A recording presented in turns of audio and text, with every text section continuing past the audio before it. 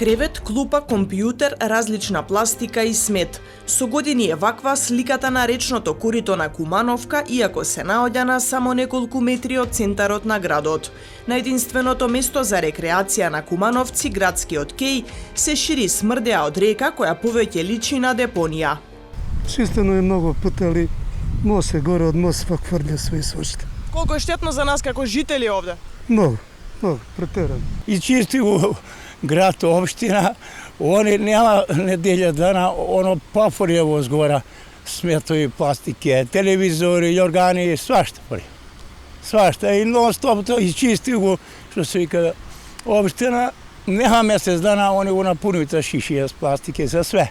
И грозна слика и Штетно за нас. И штетно за околину и за луѓе и за све. Многу е штетно, некорисно, нехумано, не се чисти. Чистота може да чисти, или народ не работи.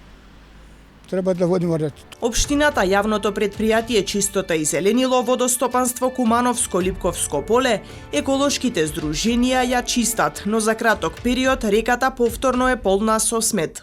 Се вршија во 2-3 наврата акции за чистење, меѓутоа како што може да забележите, постојано во реката може да се најдат разни предмети, отпад од пакување и разни други отпати кои што ја загрозуваат животната средина и го загрозуваат и самиот водостој на реката, со што може да настанат и некои посериозни последици при доаѓање и при обилни врнежи, при доаѓање на поголема количина на вода. Тоа е деценијски проблем со нашите речни корита и мислам дека во идниот период треба да се изготви проект со кој дефинитивно ќе се стави крај на ѓубрето кое се фрла во речното корито на општина Куманово. И граѓаните треба да бидат малку поеколошки свесни дека сепак тоа е наша животна средина каде што ние самите живееме и нашите деца. Локалната самоуправа и секторот за внатрешни работи Куманово ја префрлаа топката, чија надлежност е санкционирањето на несовесните граѓани. Комуналните редари и инспектори објаснуваа дека врз база на снимки е тешко да се идентификуваат сторителите.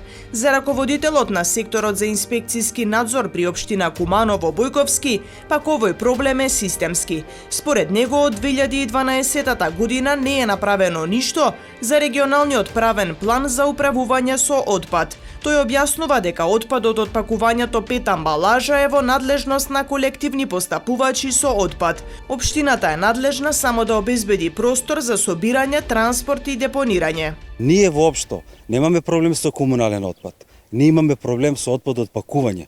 Отпад од пакување е тој за кој што му треба голем временски период за да се распадне во природа. Ако го ставиме не собран во природа, ние имаме проблем со пет амбалажа, ние имаме проблем со картонска амбалажа. Тоа е главниот проблем што ствара хаос по општините. А инаку комуналниот отпад како комунален отпад, тоа е оној отпад кој се брзо раствара и кој што се депонира на градската депонија. Смрдејата која што се шири од речното корито на Кумановка, освен случајните минувачи, секојдневно ја чувствуваат и жителите кои што живеат во околината. И покрај еколошката катастрофа на оваа река, често може да се забележат рибари кои меѓу сметот ловат и риби. Се обидовме да дознаеме каков е квалитетот и безбедноста на оваа вода, но не добивме одговор. До сега ниту една институција во Куманово не направила мониторинг за здравствено-еколошкиот ризик. Центарот за јавно здравје Куманово го следи само квалитетот на реката Пчиња, која што е далеку почиста од Кумановка. Согласно анализите направени лани, таму се забележани отстапувања од бараниот квалитет, кои се јавуваат како последица на антропогеното влијание.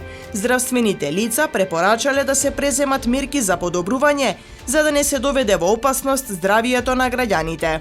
Со овој прилог, Телевизија Плюс се приклучува кон кампањата Разбистри се, што ја спроведува Институтот за комуникацијски студии и е финансирана од британската амбасада во Скопје.